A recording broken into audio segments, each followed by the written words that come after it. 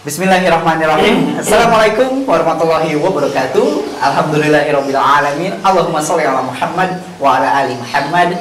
Segala puji bagi Allah Tuhan semesta alam yang telah mempersatukan kita kembali dalam kajian Sekolah Intelektual Tafsir Al-Qur'an bersama guru kita Ustaz Hasyim Asy'ari. Assalamualaikum warahmatullahi wabarakatuh, Ustaz. Waalaikumsalam warahmatullahi wabarakatuh. Bagaimana kabarnya, Ustaz? Alhamdulillah dan baik, dan Allah masih memberikan kepercayaan kepada saya dan mudah-mudahan juga pada sahabat berikan iman Allah memberikan kepercayaan kesehatan atau segalanya yang sekiranya akan bisa dimanfaatkan dalam keridhaan Allah. Amin ya rabbal alamin. Mari sahabat percikan iman, kita manfaatkan waktu ini untuk kita menjadi muslim yang lebih produktif dengan menambah hasanah intelektual kita dalam belajar tafsir bersama guru kita Ustaz Hasyim Asy'ari. Oke, Ustaz, insya Allah untuk hari ini kita akan membahas surat Al-Baqarah ayat 65 sampai 66 ya.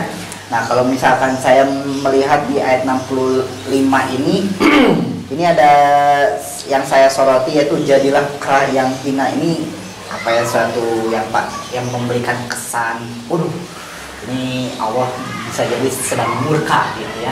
Nah, seperti apa maksud dari ayat ini? Silakan Ustaz untuk dibahas. Baik, kita mulai dan kita baca ayatnya. A'udzubillahi minasyaitonirrajim. Walaqad alimtumul ladzina a'tadaw minkum fis sabti faqulna lahum kunu qiradatan khasiin. Khasiin bukan khasiin. Khasiin.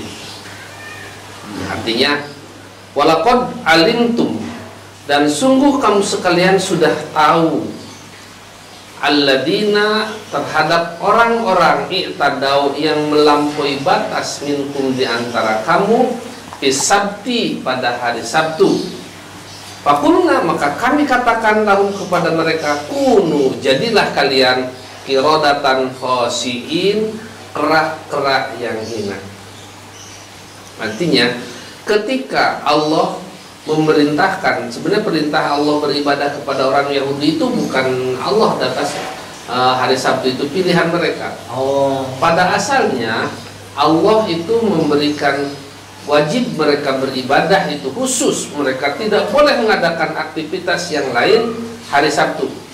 Kata mereka, kami mau hari Sabtu, hari Jumat maksudnya, hari Jumat. Tapi mereka memilih kami hari Sabtu saja. Maka ibadah orang Yahudi itu disebut hari Sabat. Nah, Allah mengizinkan kepada mereka, dan kebiasaan orang-orang Ailah, namanya suku Ailah, di situ kerjaannya banyak menangkap ikan karena di pinggir pantai. Ya. Nah, kemudian pada hari-hari biasa mereka jarang menemukan ikan yang banyak. Cuma pada hari Sabtu sengaja Allah menguji, ikan itu bermunculan ke pinggir pantai, terempang banyak itu, menguji mereka supaya ibadah mereka barangkali bisa enggak mereka mempertahankan akidah, mempertahankan ibadah, mempertahankan ketaatan kepada Allah. Nah, ternyata mereka tidak bertahan, tergoda dengan ikan itu. Nah, ketika mereka sudah meninggalkan Sabtu untuk beribadah, ya Allah mengatakan kunu qiradatan khasiin, jadilah kalian menjadi kera-kera yang hina.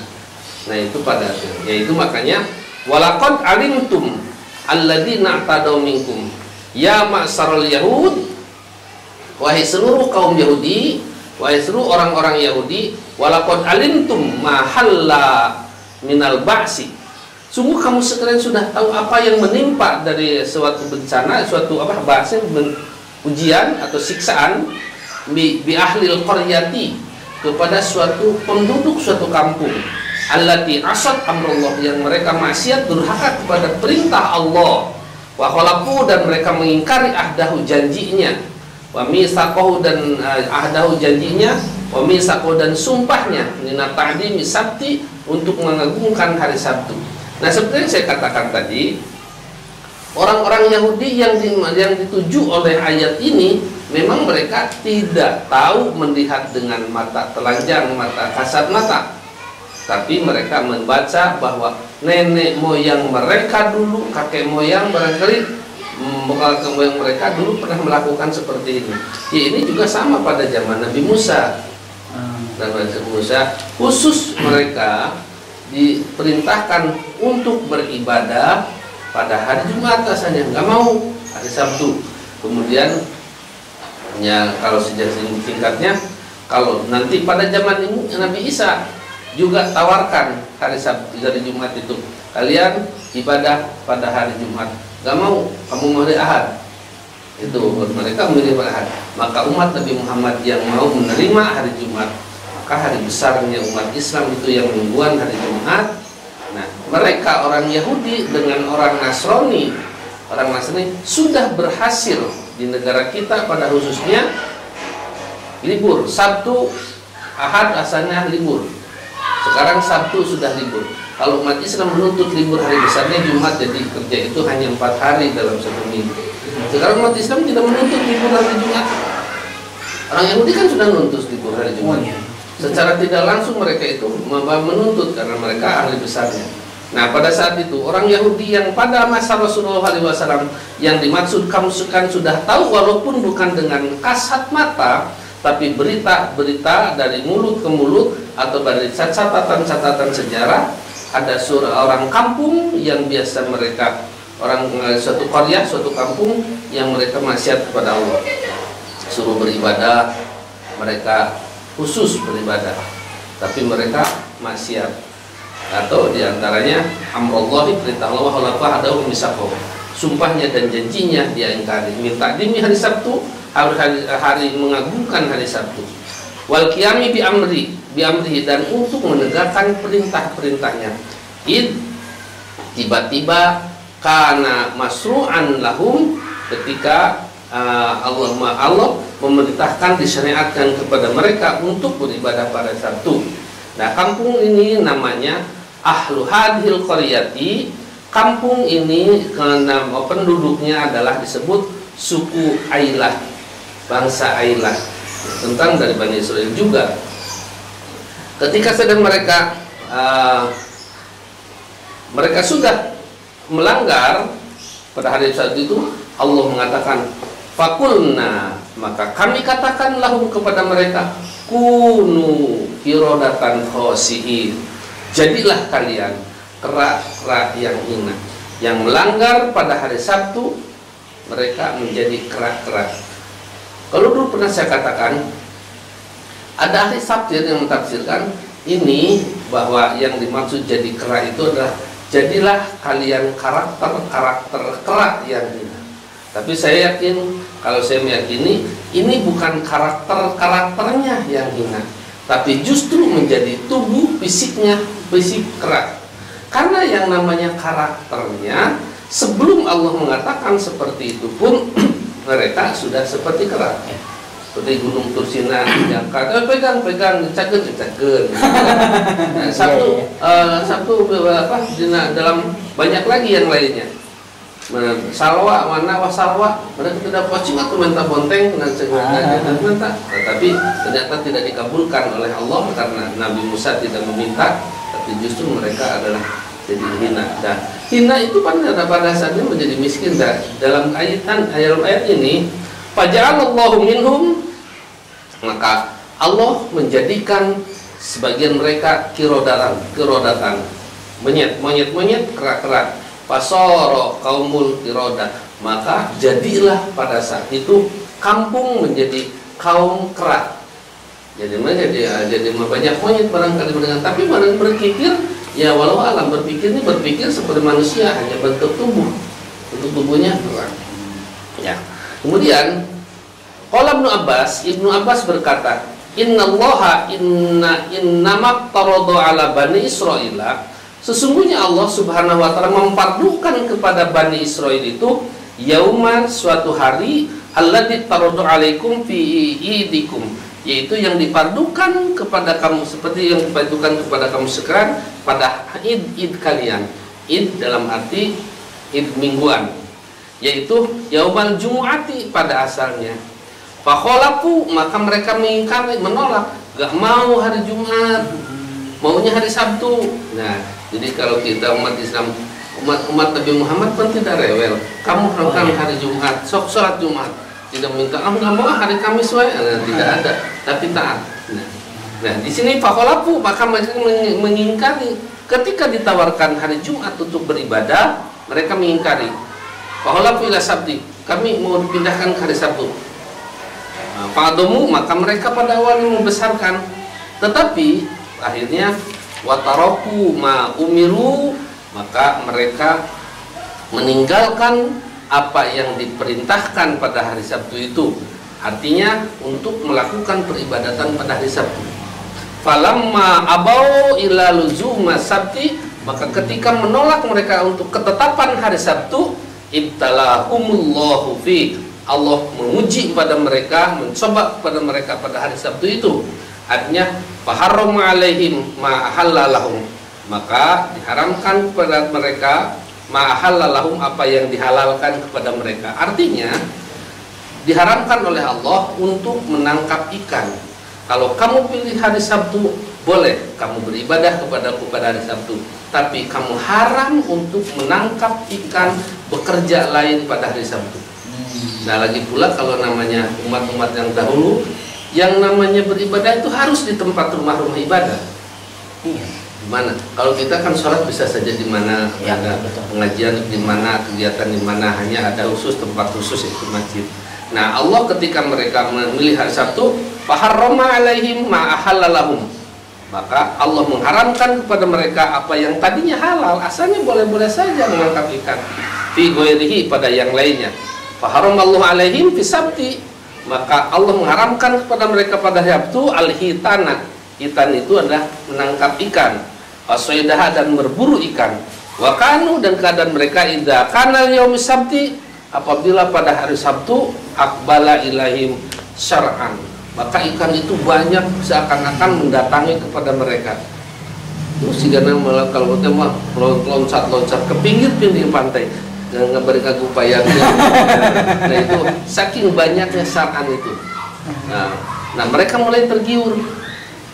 Pada awalnya mereka itu pasang, udah kita pasang jaring, nanti Jumat, hari Jumat malam, belum hari Sabtu pasang jaring, kemudian diangkatnya nanti setelah hari Sabtu habis kita angkat. Asalnya begitu mereka mensiasati, tidak mereka melakukan pada hari Sabtu, tapi ternyata tidak ada hasilnya, tidak ada lagi, karena memang ini ujian dari Allah. Kemudian seorang demi seorang hari Sabtu itu dia tidak beribadah, atau dari umpamanya di tempat ibadah mereka keluar seorang nangkap ikan. Nah banyak, dapat banyak hari Sabtu itu karena memang banyak kalau ke pinggir. Kemudian hari keduanya bisa ngelidet dulu, jemput ngulidet apa istilahnya, menjemput bersembunyi, nangkap ikan banyak dapat. Lama-lama mereka mengatakan, menangkap ikan banyak. Kapan nggak dilarang Allah? Tidak apa-apa. Tidak apa-apa. Ya akhirnya banyak. Ya banyak tidak apa-apa. Coba aku, iya tidak apa-apa. Akhirnya akhirnya sudah semua mereka kompak menangkap ikan pada hari Sabtu, karena memang Allah sengaja menguji mereka pada hari Sabtu itu banyak ikan. Akhirnya sudah mereka semuanya. Nah ini dikatakan oleh Allah, wa kunna lahum kunu qiradatan khasiin, maka kami katakan kepada mereka, jadilah kalian kera-kera yang hina, karena memang karakternya sudah menjadi karakter kera. Selama orang sudah memedan geus sekalian lah jadi monyet, dah kelakuan mah geus juga monyet. Dari Sabtu begitu kulit itu semua dari awal-awal kita membahas tentang Bani Israel ini kan sudah kayak karakternya. Ya betul. Minta ini, minta sus, rewel dan sebagainya. Bahkan ada juga yang lebih rewel di sini di dalam ayat berikutnya. Nah itu ada di artinya atau maknanya, wapun keredatan khosiin, jadilah kamu sekalian kera-kera yang hina, bukan husu ya. Kalau khosiin, khosyin itu orang-orang yang husu, tapi kalau khosiin adalah orang-orang yang hina. Nah ini barangkali perlu juga sahabat percikan iman untuk belajar baca Al-Quran, di mana letak makhrajnya, i'rabnya apa, tajwidnya. Jangan sampai salah. Wakunu kirodaatan khoshiin, khoshiin. Jadilah kerak-kerak yang khusyuk. Makanya perlu barangkali makanya di sini dari Percikan Iman berusaha untuk ada mari mengaji, semangat mengaji. Nah, untuk membenarkan supaya tidak salah baca. Gitu. Ya baik Ustaz, pembahasannya sangat menarik sekali. Nanti kita akan lanjutkan setelah jeda pariwara berikut ini. Tetaplah bersama kami di Tafsir Al-Quran.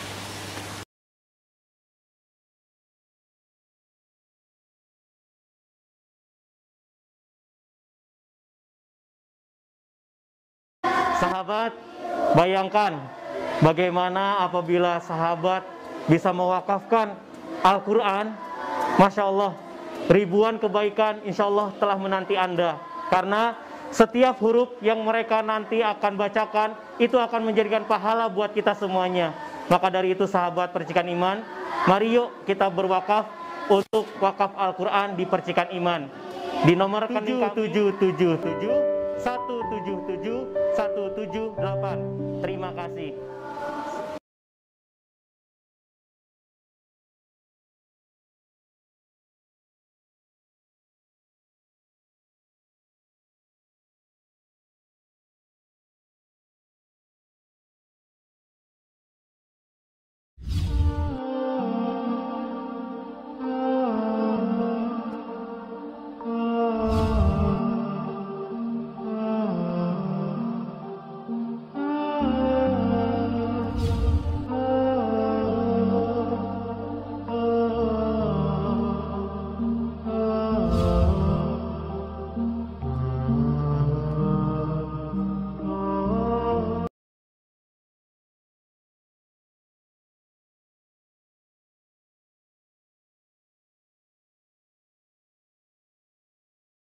Baik, terima kasih sahabat Percikan Iman, masih bersama kami di Tafsir Al-Quran. Insya Allah kita sedang membahas Quran Surah Al-Baqarah ayat 65 sampai dengan ayat 66.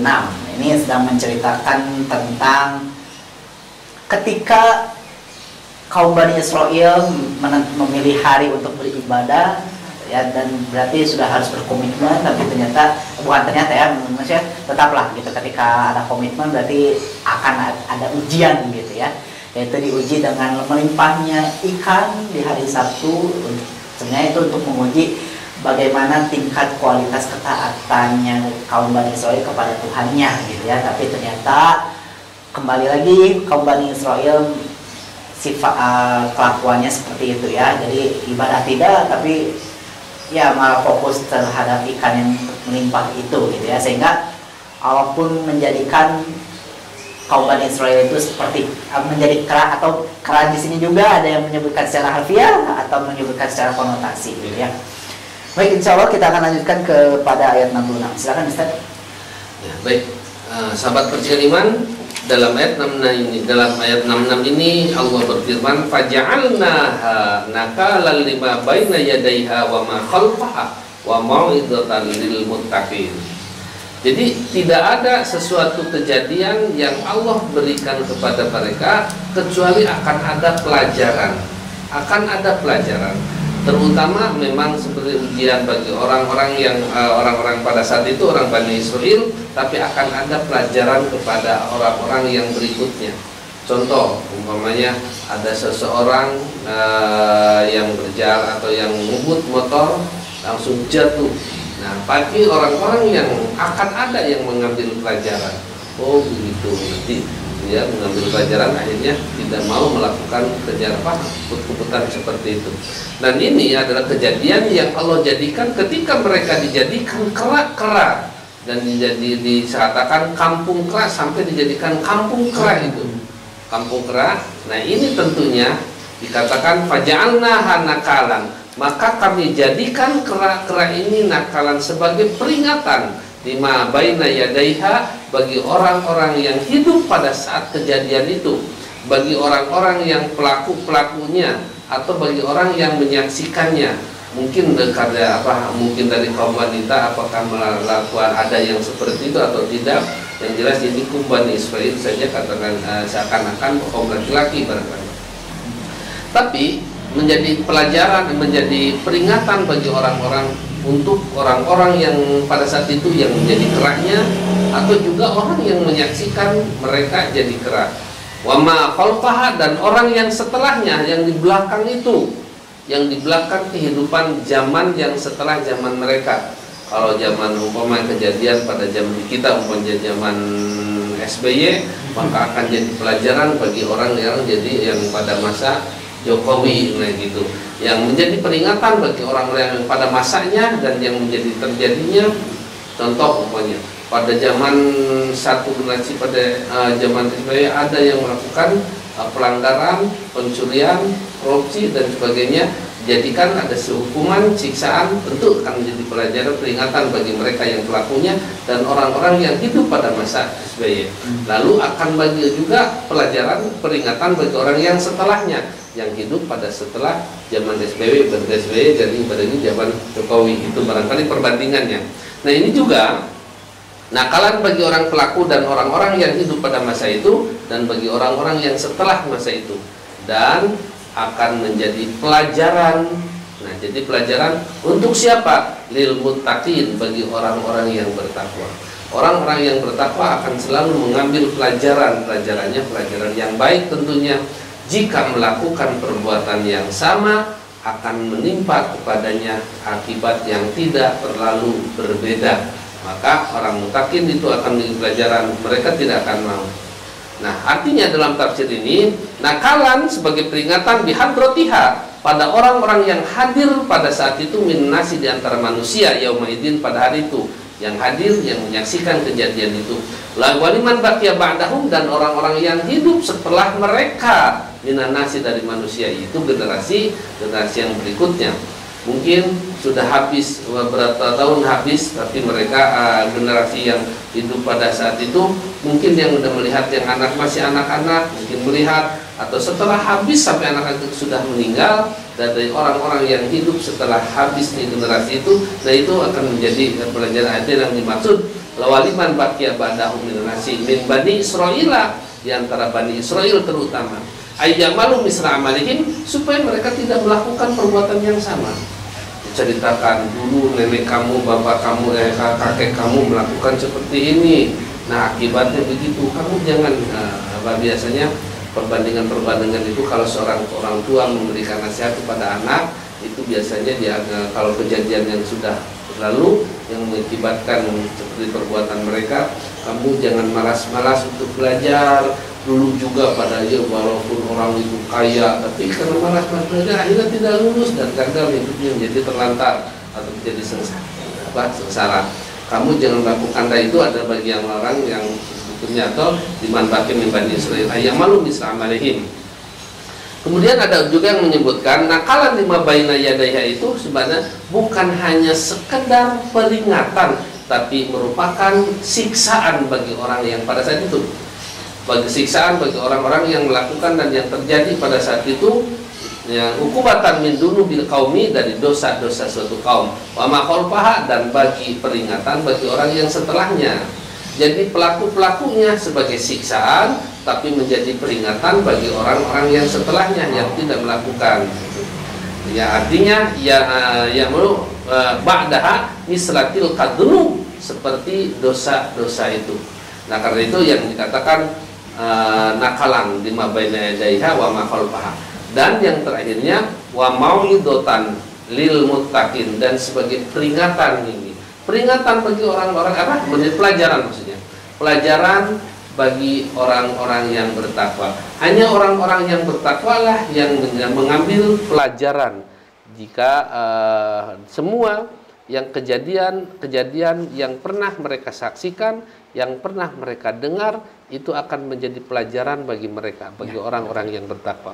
Nah, karena itu dikatakan liyahdarul muttaquna, supaya orang-orang muttaqin itu yahdaro, menghindari perbuatan-perbuatan atau soni'ahum, perbuatan seperti perbuatan mereka, li'alla yusibahum, supaya tidak menimpa kepada mereka ma'asobahum, seperti yang menimpa kepada orang-orang mereka yang sebelumnya. Nah, itu menjadi pelajaran. Tentu pelajaran-pelajaran ini adalah mengambil baiknya. Karena pelajaran itu bisa dari suatu kejadian yang baik dan juga bisa dari suatu kejadian yang jelek. Kalau kejadian yang baik, suatu kejadian yang baik terus melakukan kebaikan, ada pahala dari Allah, itu akan menjadi pelajaran. Oh iya, bareng-bareng orang-orang yang beriman, orang-orang yang baik, begitulah Allah memperlakukan kepada orang-orang yang baik. Dan apabila orang-orang jelek, mereka mengambil pelajaran orang-orang yang jelek, tapi jelas yang diambilnya itu yang baiknya. Artinya, walaupun pelajarannya itu pelajaran yang jelek, tapi mereka tidak akan melakukan perbuatan yang sama. Tapi apabila pelajaran-pelajaran itu pelajaran yang baik, perbuatan yang baik, maka mereka akan melakukan yang sama dengan yang baik itu. Itu orang-orang yang bertakwa diantaranya. Seperti dalam hadis Rasulullah SAW, an Abi Hurairah, hadis dari Abi Hurairah radhiyallahu anhu qala, semoga Allah meridhai kepadanya, Abu Hurairah berkata, anna Rasulullah sallallahu alaihi wasallam, sesungguhnya Rasulullah sallallahu alaihi wasallam qala, beliau bersabda, la tartaqibu, janganlah kalian melakukan martakabal Yahud, seperti perbuatan yang dilakukan oleh orang-orang Yahudi. Nah, barangkali melakukan orang-orang Yahudi bukan hanya saja ini, bukan hanya saja hari Sabtu, tapi juga hampir semua perbuatan-perbuatan Yahudi. Apa sih yang harus dicontoh oleh orang Yahudi oleh mereka? Kira-kira contoh apa yang ada dalam Al-Quran yang perintah Allah, ikutilah orang-orang Yahudi, tapi justru yang diberikan oleh Allah sebagai contoh-contoh yang pelanggaran-pelanggaran. Maka nanti kamu jangan melanggar haramnya apa yang Allah haramkan, walau sekecil apapun yang diharamkan, atau walaupun sedikit yang melakukan yang diharamkan itu. Homer itu haram, diharamkan oleh Allah. Ini mah mewah sesendok. Nah, itu yang sedikit, jangan pokoknya. Sekecil apapun, sedikit apapun, semoga kita, kata Rasulullah, jangan melakukan seperti perbuatan orang Yahudi. Kalau orang Yahudi, haramnya itu luar biasa. Melanggar haramnya. Yang diharamkan oleh Allah, jangan kamu melakukan ini, malah dia melanggar.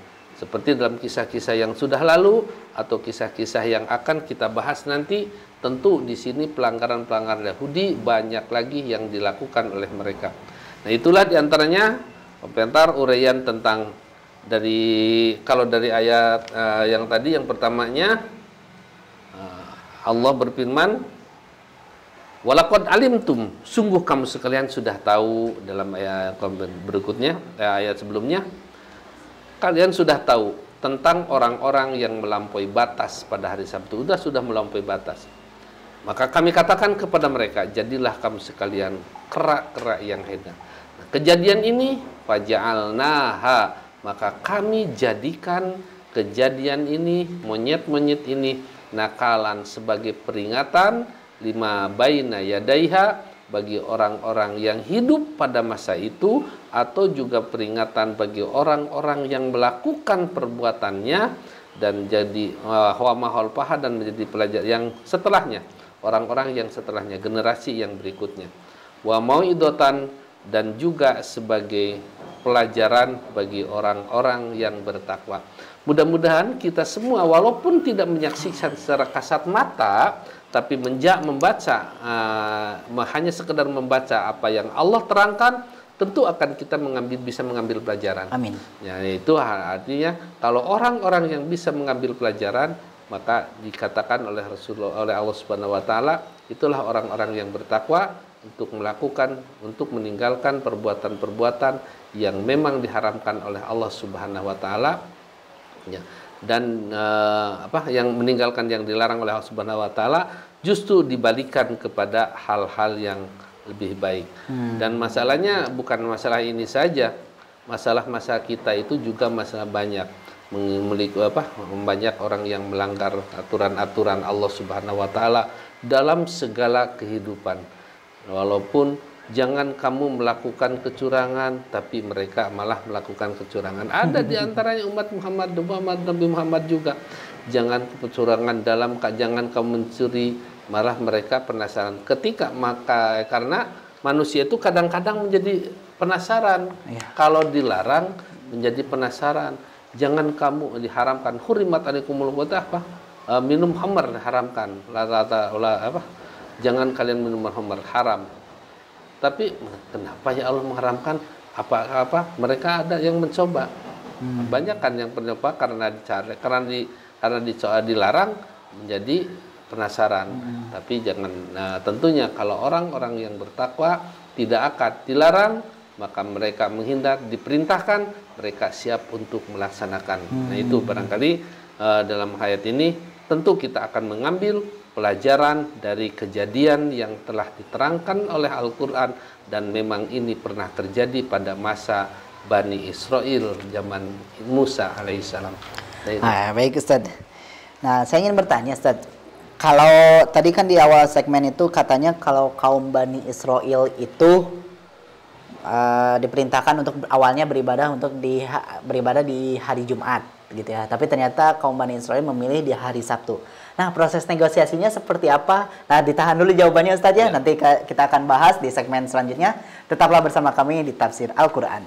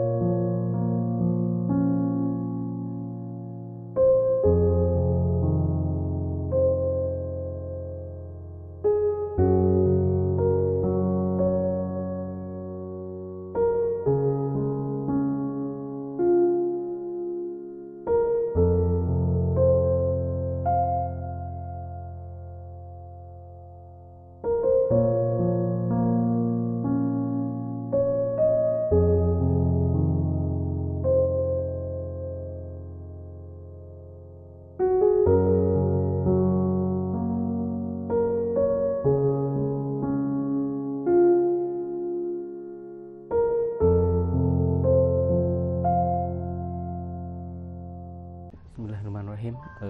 Perkenalkan, nama saya Sutisna, lahir pada tanggal 28 Agustus 1974. Pekerjaan sehari-hari sebagai guru honorer di salah satu MTS swasta di daerah Bojong Soang. Ya, harapan yang ingin disampaikan, kondisi keadaan rumah kami yang seperti ini, kami mohon, kami sudah berusaha semaksimal mungkin, namun untuk ke arah risiko seperti itu kami belum bisa. Jadi kami mohon rekan-rekan bisa membantu kami bisa melampaui ketidaknyamanan selama kami berada di rumah. Kami ingin nyaman seperti keluarga yang lain tatkala tinggal di rumah.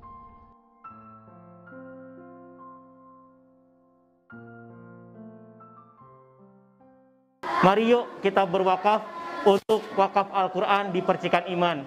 Di nomor rekening 777 177 178. Terima kasih.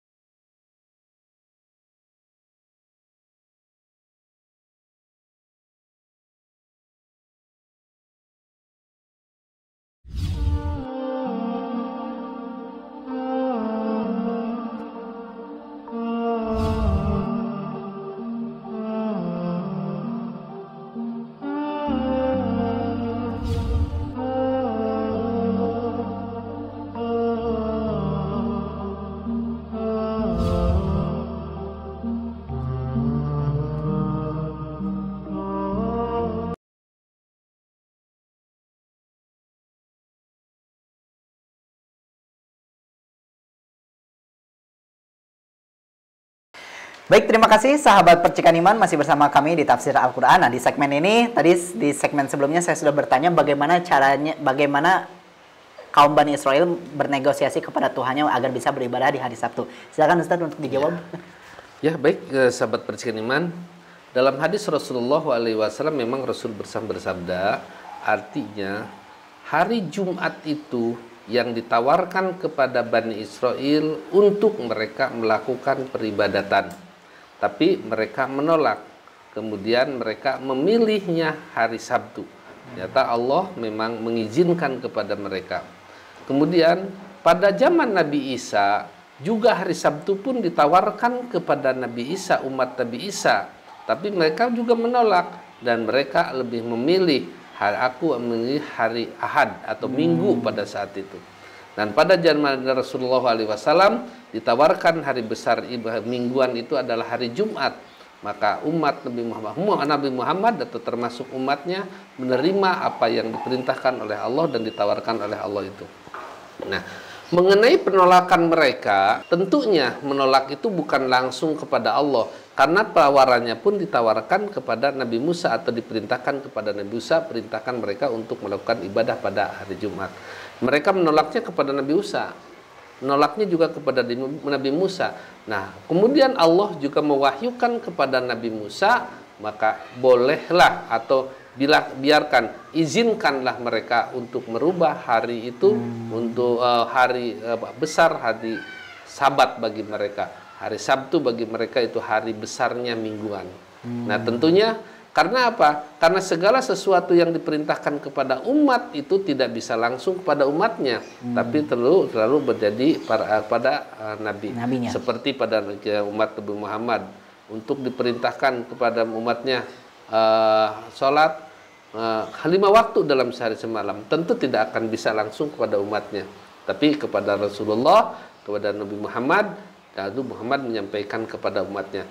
Begitu juga setiap nabi, kalau ada hal-hal yang perlu disampaikan kepada umatnya, selalu nabilah yang pertama kali mendapatkan perintah atau larangan itu, baru nabilah yang berkewajiban untuk menyampaikan, atau Rasulullah yang berkewajiban untuk menyampaikan kepada umatnya. Tapi itu adalah merupakan berdasarkan kepada wahyu, dan juga tidak sekehendak Nabi Musa, ya boleh terserah juga, tidak bisa. Atau juga Allah yang mengucapkan kepada mereka ketika mengatakan udah boleh ada, jadi tidak mungkin manusia itu akan manusia yang selain Nabi akan mendapatkan wahyu, begitu. Selain Nabi dan Rasul tidak mungkin akan mendapatkan wahyu. Karena kalau umpamanya berubahnya hari Jumat kepada hari Sabtu itu harus berdasarkan kepada wahyu. Nah, itu. Ya, Ustaz. Berarti kalau keunggulannya Nabi itu kan bisa mendapatkan petunjuk langsung gitu ya. Ya entah ya dengan caranya bagaimana, entah karena bisikan atau apa gitu ya. Ya Allah alam gitu. Cuman kalau di zaman sekarang nih, ketika kita misalkan dipertemukan dengan hal yang membingungkan gitu ya, dan kita tentulah ingin mendapatkan petunjuknya itu langsung dari Allah Subhanahu Wa Taala, tapi kan kita tidak sangat sulit gitu ya untuk bisa langsung mendapatkan petunjuk yang hakiki benar-benar dari Allah Subhanahu Wa Taala. Nah, bagaimana sih caranya agar kita bisa mengatasi kebingungan kita dan dari kebingungan itu tuh solusinya tuh langsung dari Allah Subhanahu Wa Taala? Apakah memungkinkan di orang-orang di zaman sekarang seperti itu?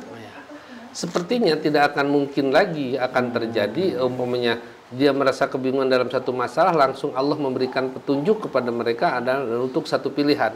Tentu tidak mungkin.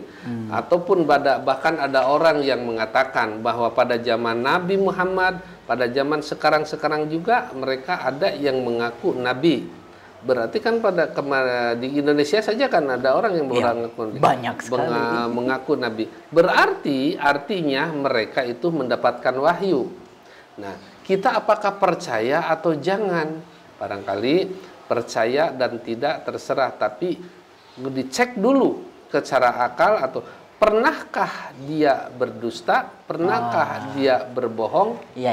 Dalam persoalan yang lain, umpamanya pernah membohong, menipu, atau berkata-kata yang tidak benar. Kalau sekiranya mereka pernah berbohong, kenapa kita harus percaya?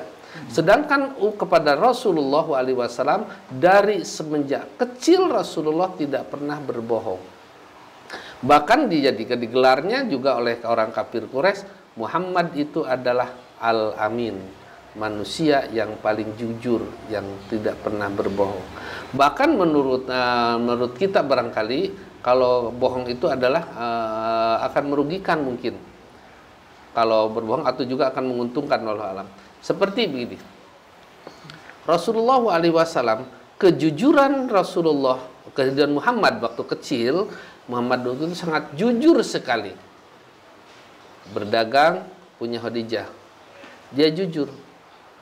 Karena Begitu berdagang, walah bukan Jazirah Arab saja yang percaya tentang kejujuran Muhammad itu.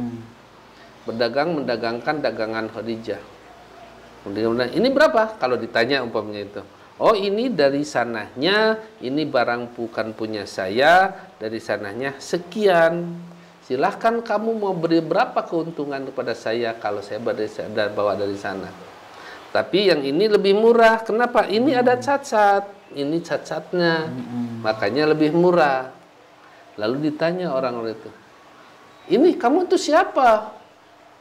Kok berdagangnya cara begitu? Saya Muhammad. Oh, Muhammad. Ya, saya percaya kalau kamu Muhammad. Karena memang ada orang Quraisy yang sangat dipercaya, yang sangat jujur. Dia selalu berkata jujur, tak pernah berbohong. Nah, makanya sampai ketika dulu saya katakan, ketika Rasulullah sangat dipercaya oleh orang-orang Quraisy, tak pernah berbohong. Sampai Rasulullah ketika menjadi Rasul mengundang orang-orang Ma'syar Quraisy di gunung, saya katakan dulu di gunung di Sopa, di Bukit Sopa. Ya Ma'syar Quraisy, wahai Ma'syar Quraisy, kumpul semuanya. Ada berita apa nih? Muhammad pada saat itu mulai oleh Allah diperintahkan untuk dakwah terang-terangan. Muhammad, bagaimana kepada sudah kumpul, kalau saya katakan kepada kalian bahwa di balik bukit ini ada pasukan kuda yang akan menyerang kalian. Kalau saya katakan itu bagaimana? Percaya tidak? Serempak, percaya. Pasti kata-katamu itu benar, karena kami ini tidak pernah mendengar kata-katamu yang bohong. Ya. Lalu bagaimana kalau saya katakan bahwa nanti sore pasukan musuh yang berkuda itu akan menyerang kepada kalian? Kami percaya, karena engkau tidak pernah berdusta dan tak pernah mendengar kata-kata bohong. Nah, sekarang saya katakan, percaya tidak bahwa aku ini adalah merupakan utusan Allah, Rasulullah, Nabiullah yang diutus kepada kalian. Bagaimana mereka? Tidak. Diam.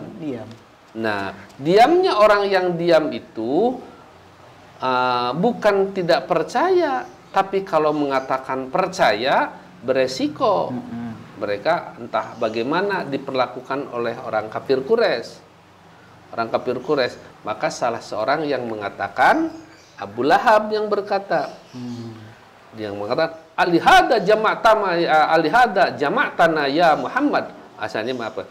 Tabban laka ya Muhammad, celaka kamu wahai Muhammad. Alihada jama'tana, apakah hanya untuk ini kamu mengumpulkan kami tempat ini?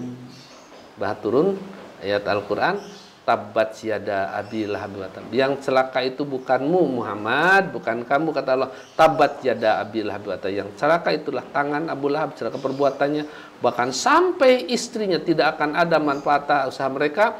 Maka istrinya pun sudah dinyatakan, diponis oleh Allah Subhanahu wa taala akan masuk dalam neraka dengan yang menjilat-jilat. Nah, ini yang dimaksud. Nah, mereka orang-orang yang kafir pada zaman Quraisy itu bukan tidak percaya, banyak orang-orang yang menahan diri. Bahkan dalam di Makkah itu tidak ada orang tidak ada orang munafik kan. Dalam arti munafik itu menyembunyikan kekufuran, memperlihatkan keimanan. Tapi yang ada adalah orang-orang munafik yang menyembunyikan keimanan tapi menampakkan kekafiran. Tapi kalau menyatakan benar, mereka terancam oleh kafir Quraisy, tokoh-tokoh Quraisy. Abu Lahab, Abu Jahal, Abu Sufyan, itu akan mengancam kepada mereka. Bahkan mereka-mereka juga yang hijrah dengan Rasulullah SAW itu dihadang oleh mereka. Jangan sekali-kali kamu berikut ke Madinah. Kalau berangkat jangan membawa satu butir kurma pun di geradah. Silahkan pergi. Nah, orang-orang yang waktu di Makkah, orang munafik muncul karena memang kekuatan umat Islam sudah kuat. Nah, sekarang kita kalau ada yang mengaku bahwa dia seorang nabi, dia mendapatkan wahyu akan itu, akan ini, apakah orang-orang yang terdekat mereka pernah tidak mendengar dia itu berkata bohong? Kalau dia pernah berkata bohong, mendengar kata bohong, jangan percaya bahwa dia sebagai nabi. Nabi itu tidak pernah berbohong. Nah, walaupun pengakuan sebenarnya siapa? Kalau Lia Eden umpamanya Lia Eden itu mengaku Nabi, bahkan sebagai ada kerajaan malaikat atau gimana, dan tidak terjadi pada zaman dulu pun menjadi nabi dari seorang perempuan. Kalau yang ada yang mendapatkan wahyu, ilham itu ada. Yang mendapatkan seperti Maryam mendapatkan ilham dari Allah, itu bukan wahyu. Atau ibunya Maryam juga ibunda Musa mendapatkan ilham dari Allah, palingkan, hanyutkan anak kamu ke sungai. Itu adalah, tapi tidak menjadi nabi. Nabi itu adalah karangan laki-laki. Kemudian siapa lagi? Mosadek umpamanya. Mosadek kalau memang benar-benar nabi, ya tentunya akan ada pertolongan Allah yang Allah berikan kepada mereka. Buktinya di penjara kita bisa naon-naon. Nah, ditangkap oleh polisi tidak bisa bicara apa-apa, dan tentunya itulah nabi-nabi yang bohong. Jadi maksudnya kalau kita mendapatkan kesulitan, menemukan kesulitan, ini bagaimana solusinya? Jangan berharap turun dari Allah berupakan wahyu, tapi kalau insting, naluri, feeling, artinya oh kayaknya begini, itu adalah bisa juga dari Allah, tapi bukan wahyu itu. Nah itu barangkali itu yang bisa sampaikan untuk kali ini. Barangkali lain kesempatan insya Allah kita besok akan kembali lagi. Ya berarti kuncinya ketika kita ingin mendapatkan solusi terbaik gitu ya, itu dengan bertakwa kepada Allah. Wa may yattaqillah yaj'al lahu makhraja. Siapa orang yang bertakwa kepada Allah, Allah akan memberikan jalan keluar dari suatu. Walaupun sulit, besar kesulitannya itu, sangat berat masalahnya itu, kalau Allah memberikan jalan keluar, tidak akan ada sulitnya. Tapi bagi orang-orang yang tidak diberikan kesulitan oleh Allah Subhanahu wa taala, walaupun persoalan itu kecil, pasti akan terjadi bahkan sulit saja. Nah, seperti apa aja. Kalau